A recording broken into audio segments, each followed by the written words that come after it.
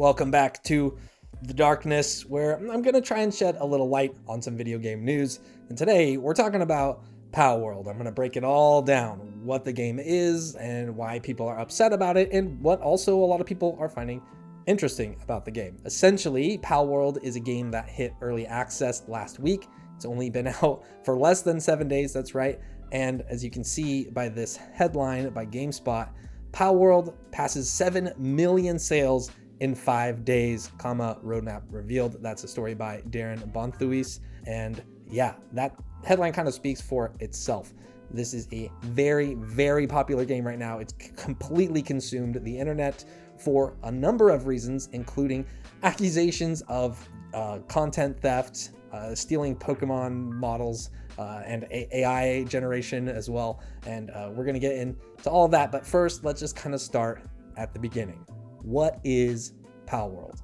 Palworld, which has been described as Pokemon with guns, that's certainly in the trailer. If you're looking for it, you'll find those screenshots and images floating around. It's not a very good description. It's more like Rust or Ark Survival evolved with pocket monsters in it. Now, I think there is legitimacy to the designs being incredibly similar to Pals and a variety of Pokemon throughout.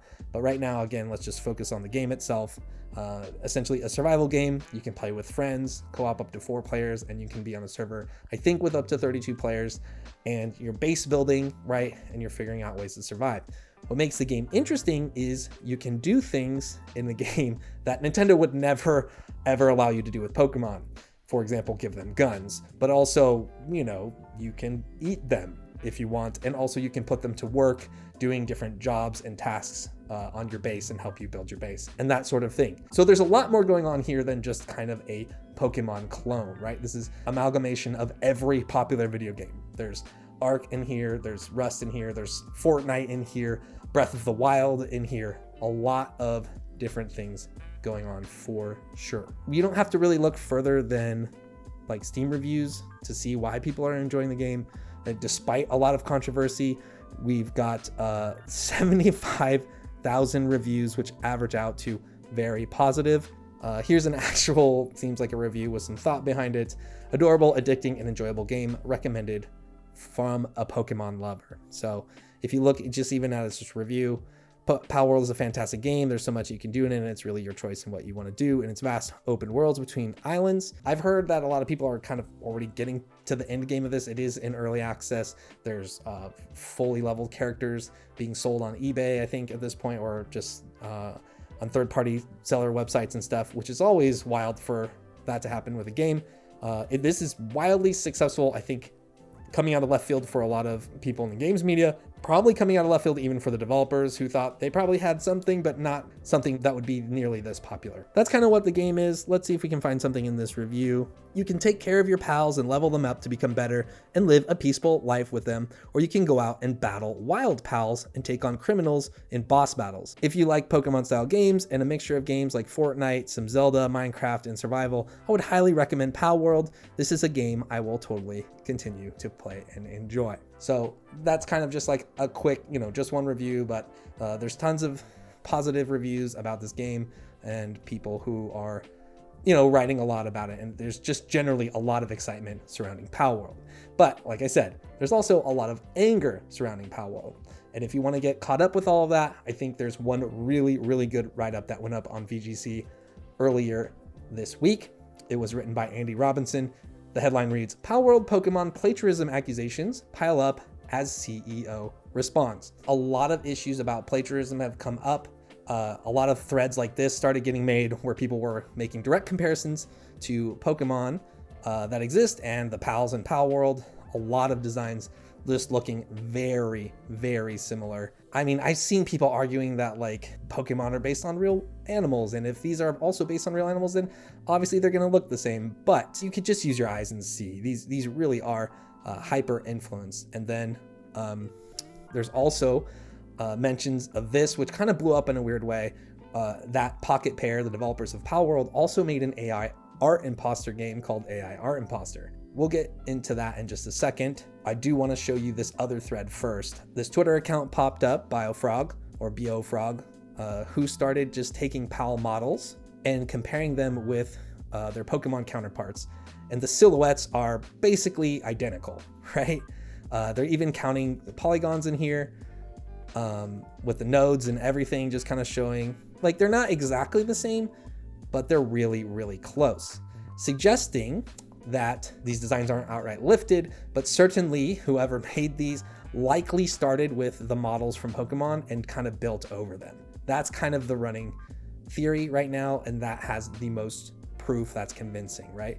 Here's a Luxray model and the equivalent in Palworld, and they kind of just stack right on top of each other. The thread owner said that they did do like a global scale for some of the models, but that keeps all the proportions identical, right? That's like a single value change. You could scale something up and down, and then it just fits inside of there. So I'm not entirely sure if that's damning all on its own, but that is what it is. Like these models are very, very similar. And according to people like Eric Covington, who worked at Blizzard and PlayStation, he explains it really succinctly, saying, to accidentally create a complex model mesh with so near exact proportions is practically impossible. To repeat that improbability throughout your roster doesn't pass the sniff test. And he's looking at Biofrog's posts here. That's kind of the general argument there. As for the AI accusations, none of those are proven. Here's an article by Forbes by Paul Tassi, who wrote, Palworld accused of being an AI product with no evidence so far. So to summarize what's going on with that, Paul Tassi writes, a subset of artists, game developers, and other concerned citizens have taken to accusing the game of two things. First, ripping off bits and pieces of Pokemon to assemble their pals, but second, an often simultaneous accusation that Palworld developer Pocketpair has used Gen AI in the game. The actual hard evidence that this has happened, however, does not exist as of yet.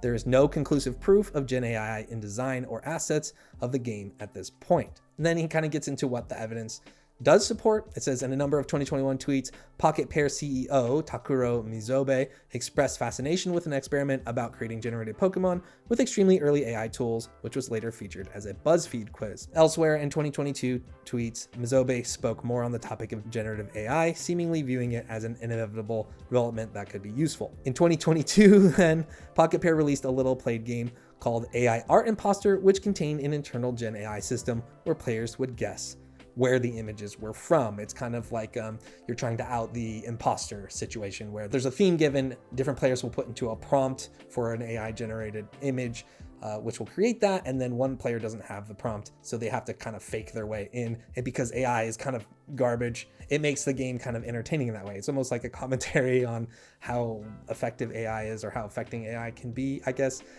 I'm not defending it, I'm just kind of trying to explain what AI Art Imposter is as a game. The article goes on to explain, while the CEO has expressed interest in the topic and Pocketpair did use generative AI in a game that was being meta about the concept, again, there's no conclusive proof of the use of AI in Palworld itself, even as it's widely being accused of being an AI product. I think I would just add here that AI, in terms of what we've seen so far, in terms of what generative AI is capable of, it's largely 2D images, right?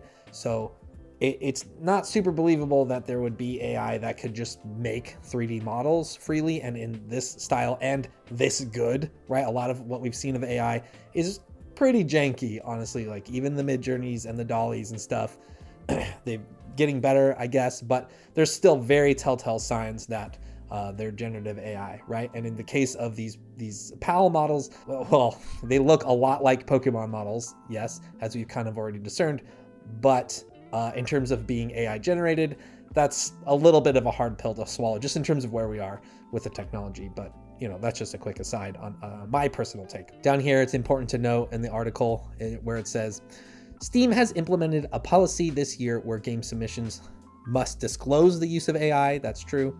The survey now includes a new AI disclosure section where you'll need to describe how you're using AI in the development and execution of your game. This is when you're submitting to Steam to publish your game on the platform. You have to fill out a survey, and so now there's a AI questionnaire apparently. Then Steam says that much of that disclosure will be put on the Steam store page. Now, I don't know if this has come into effect yet, but you know, obviously there's nothing like that on the Palworld Steam page. If you look, there's no mention of AI on there in terms of the game's development. It just, kind of the basic descriptions of what you'd find on the Steam page. There's nothing over here about AI, right? But also note that on the Steam page for AI Art Imposter, there's also no like special dedicated section to AI. That it is mentioned in the description that the game does use AI. And now I looked around and it seems to be reported that AI Art Imposter uses an internally developed generative AI that's used in the game. I would more likely bet that it's using a third-party AI, or it's like leveraging something like a DALL-E or a Midjourney, because I think that's like a full-time project. I don't think they would have just made Gen AI and then like slapped it in this game, right? They would be promoting the whole platform, right? Their whole Gen AI tech. That's my guess. There's no conclusive proof on that, but they do admit in here that they've used AI in Art Imposter. And I imagine if Pocketpair did use AI in Pocketworld, they'd probably be upfront about that too, right? They'd be proud of their tech. They'd want to be showing it off for potential investors and stuff. Yeah, it's not great for an audience, but when it comes down to who's going to give you money for stuff, there's a lot of people who are investing in AI and in AI software right now. So that's something to consider. It's not conclusive. So there was a direct response in terms of the AI accusations and stuff that were flying around. When that stuff started popping up, the CEO at Pocketpair did tweet out, "Currently, we are receiving slanderous comments against our artists, and we are seeing tweets that appear to be death threats, likely from angry Pokemon fans who are upset that their favorite Pokemon are being copied and used in this other game. I have received a variety of opinions regarding Palworld, but all productions related to Palworld are supervised by multiple people, including myself, and I am responsible for the production. I would appreciate it if you would refrain from slandering the artists involved in Palworld." But yeah, it's all there on its face in terms of the models.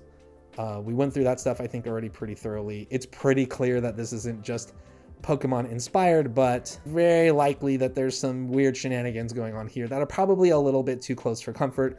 That's what I saw other 3D environment and 3D modelers were saying, like, yeah, I wouldn't pass this off as wholly my own work. Obviously there's color palette swaps and there's things being added, right? Different elements, but they are just really, really close. And again, that's really hard to do. There is a part in this VGC story that talks about an art test. This came from a senior 3D artist, I believe, who said, "There have been times when dozens of artists are given the same concept art to create a 3D model. For example, during art tests for jobs. I've seen 30 artists try to make the same horse using the exact same schematics. None were as close to each other as these Palworld models are to Pokemon models. None. The silhouettes and proportions here are near perfect matches. The wireframe meshes look different, so they're not the same models, but it's so close that they may have built over the top of Pokemon models and made a few changes so they weren't exactly the same." So we know that these are highly inspired by Pokemon. They look nearly identical, right? The question, I think, for a lot of players is, do you actually care, right? Like, is it a big deal that this company is kind of lifting these designs and putting them into their own game, and then, adding these different mechanics that kind of put their own spin on it in that way? And I mean, that's for each player to kind of decide. I think people buy knockoff merchandise, knockoff bags. There's like tons of other clones in video games. It's a very iterative art form, right? Every game that comes along and is very popular gets a million clones, and it's been the story of the industry for a long, long time. And you kind of have to make your own personal value judgments on that. And then there's also the legal side of things. Nintendo is a very litigious company. If they want to pursue copyright lawsuit, they're totally within their means to do so. They can come for Pocketpair, but from my perspective and what I've seen so far and how much money Pocketpair has made thus far, I could really see them finding kind of an easy way out. Maybe they agree to settle with Nintendo in case of a lawsuit or an injunction, where they just say, okay, we'll change a bunch of these models. They obviously have enough money now to pay somebody to go through and change these models to make them more different, more considerably different. Or, there could be like a lot of negotiating or bargaining there. It doesn't just have to end in this game getting shut down. There's tons of other Pokemon-like games. There's like direct clones on mobile that are made that haven't gotten any legal action. So maybe this whole ordeal forces Nintendo to turn their head in that way. Now, I've seen other people saying that hopefully this motivates Nintendo to make Pokemon games better. And that's been another large part of the discourse, in which Pokemon fans have maybe been getting a little bit tired of the formula. Not only of the formula, but every year we get a new mainline Pokemon game. There's complaints about the roster, right? It's not a full roster of Pokemon of all time, right? They're kind of phasing in Pokemon, phasing out Pokemon. There's criticisms about the way these games run from the Pokemon Company and things like that. And so there's been a pull, I guess, for fans to come and play this game, Palworld, as a way to interact with these characters and monsters in a way that you just can't in Pokemon games, right? I think there's been a large demand from Pokemon fans that want to just like hang out with their Pokemon and do different things with their Pokemon outside of just turn-based combat. And so here's an example of like an audience that wasn't being served. This company threw together, 4 or 5 different concepts for a game into one, and here we are. So I think that's largely part of why this game is so successful. It really does chase down some of those aspects of like the imaginative world of Pokemon, where there's like a whole collecting ecosystem and a battle ecosystem. But if that's all you can do with your Pokemon, it doesn't quite feel perhaps as fulfilling for a lot of players that have been doing that for many, many years. They're just looking for other things to do with their Pokemon. These ideas aren't generally new. They're things that people have been asking for a long time. Maybe not necessarily Pokemon holding guns, but just having a world that feels alive where you can interact with Pokemon, or in this case, pals, in different ways, I think is largely appealing to people. And I think we're going to see clones of this concept as well going forward. Palworld, obviously, off to a huge, huge head start. So one other criticism I've seen leveraged at Palworld has to do with their other game, Craftopia, where there was some concern around the support for that game, where it had a lot of support in the beginning and then it kind of dropped off. I did find some Reddit posts and some Steam posts that were saying like, oh, is this game dead? Did it get left behind? And so there's been concern there of like, well, Pocketpair has made millions on this game, right? I think when I did the math before, when they had only sold 3 million copies, I think would have made like $130 million or something like that. The game cost $6 million to make, so even with taxes, they're up like $95 million or something like that. It's just incredibly successful. So they could technically take that money and run and kind of just try to make it the next clone amalgamation or something. But, as I kind of mentioned at the top, there is now a content plan, which we can go over. But just to address the Craftopia allegations, I look back and it looks like Craftopia has been getting updates monthly, at least as far back as I think spring last year. These are all summer. There's March. Oh yeah, so there's a big gap here between November 2022 and March 2023. So that makes sense. And I mean, maybe someone cynical might argue like, hey, they just started updating Craftopia, as we got closer to the launch of Palworld, but that seems like a little too much work. In any case, yes, there is a roadmap for Palworld now, which came out earlier today. Here's the official post, which reads, "We would like to share with you our roadmap for Palworld. Sales have far exceeded the development team's expectations, and we are currently experiencing many problems due to excessive access congestion, among other challenges. We will prioritize improving this issue first, and then move on to implementing new in-game features. Thank you for understanding." Early access roadmap reads, "Addressing critical issues. Currently, numerous bugs have been identified, and we are prioritizing fixing those. Then, sometimes the world date may experience rollbacks. Then it says the loading screen may persist when trying to load into worlds," and so on. The improvements they're planning to make as soon as possible include key configuration improvements, as well as improvements to base PAL AI and pathing. Yeah, I've heard that's been a real problem in the game. And then planned future updates include PvP, raid bosses, PAL Arena, Steam Xbox crossplay, various Xbox feature improvements, server transfer and migrations, improvements to the building system, new islands, PALs, bosses, and technologies. This is, in my opinion, not a super concise roadmap. This is like, these are all very involved, each one of these things. So I wouldn't be surprised if we don't hear about this stuff for a while until they get server issues fixed and this AI pathing thing, which seems to be a priority. Like, this is a very kind of tossed together. I think this is like a pie in the sky, kind of like we're riding a high. We're going to add all these things. PvP is an interesting one. Raid bosses obviously have to be balanced, like a PAL Arena. It seems like you could throw it together easily, but then again, you're going to have to do a lot of balancing. Crossplay is maybe one of those easier fixes. where it's more of like a technical challenge than a kind of artistic feel or a gameplay feel type of thing, which would require a lot of balance. Then of course, like new islands, pals, bosses, and technologies. It's kind of just like the regular content grind. So all of this together, this is not going to come at once. I think we're going to see little bits and pieces of this until there's like a big content update. But again, just dealing with that server load, I think is going to be the priority, and it's going to be a big pain. So very, very fascinating time to be playing games, and to see Palworld kind of just come out of nowhere and just start eating everybody's lunch. On Steam right now, I think it now holds the record for concurrent players of all time, breaking 2 million. That's better than Counter-Strike.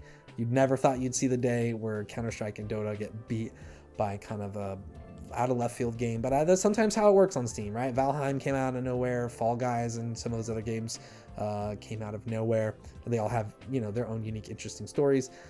In terms of sales, it's just crushing. Palworld is the #1 selling game on Steam right now. It's been very interesting to watch, kind of some serious popcorn moments for me. We're just watching people rage about how this impacts the sanctity of Pokemon and like Nintendo's going to come for them. I'm not entirely sure they will, because there was actually a mod that got made that just swapped pals out for Pokemon, and that was probably easy to do because all of the models are so similar that they could probably just map the animations no problem. So that part is interesting. I think Nintendo might wait and see what happens.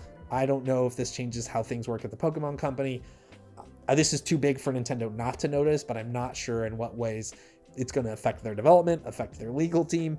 We're just going to have to wait and see. That Pokemon mod did get shut down like within 24 hours, and that they haven't sent a C&D to Palworld or something is pretty telling. So they're either charging up or they're not interested in pursuing any copyright lawsuits. Funnily enough, the Pokemon Company has officially addressed Palworld. This tweet or translation comes from Wario64, well-known news aggregator and deal finder on Twitter. The tweet reads, "The Pokemon Company releases a statement regarding Palworld. We have received many inquiries regarding another company's game release in January 2024. We have not granted any permission for the use of Pokemon intellectual property or assets in that game. We intend to investigate and take appropriate measures to address any acts that infringe on intellectual property rights related to the Pokemon. We will continue to cherish and nurture each and every Pokemon and its world, and work to bring the world together through Pokemon in the future. Signed, the Pokemon Company." The replies here to Wario64's kind of post of this. Industry analyst Daniel Ahmad saying, "This is just a please stop sending us emails about Palworld statement." And then the comment right under there, "The Pokemon Company having to make a statement due to people snitching is wild." So yeah, it doesn't really feel like anybody's looking to do aggressive legal action, but it's clear that there is a lot of fans in an uproar. And in terms of the copyright stuff, there was a really interesting Twitter thread by a creative director from Arcane who worked on Dishonored and is working on the new Blade game, and also worked on Deathloop, and that's Dinga Bakaba. He was at the Game Awards, if you remember, but he wrote this pretty amazing tweet thread kind of just defending the game. I saw this on Game Rant. This story, Dishonored dev defends Palworld. It was written by Dominic Bosniak. I think that's how you pronounce that name. Sorry, Dominic, if I got it wrong. So this is a really fascinating thread from Dinga Bakaba. I'm gonna just pick out some selects here. What this game is, a survival game outwardly from the dev's mouth, inspired by Ark and Rust. Its main hook is how much it imitates, references, parodies, and efficiently blends designs and concepts from successful games like Pokemon, Breath of the Wild, Elden Ring, Minecraft, and Fortnite at a minimum. Game-wise, a shocking thing no one is talking about is compared to Ark, Valheim, etc., is how approachable it is. Anecdotally, for two of the friends I'm playing with, it's their very first survival game and one is very casual. But in a couple of hours, we were all having a lot of fun. He goes on, "I start with this because it's one thing to have a LOL this for real pitch. It's another to put in the work like they did, both in sheer variety of elementary concepts and in the execution at this scope/quality ratio for an early access launch from a Japanese indie studio." Now here's where Bakaba gets into kind of his experience and his kind of take. He writes, As a game designer, I'm baffled that some say this is lazy. Even if you copy an idea from another game, you can't just copy paste it. Even doing a sequel to your own game with the same programmer and a new engine, it takes a crazy amount of time to develop a viable version 2.0 of a mechanic. And this new element, mechanic, art, concept, etc., now has to work together with a ton of other new things. Catching a creature to use it in combat exists in Pokemon and SMT and Xenoblade, etc. Base building exists in Ark and Fallout 4 and Fortnite.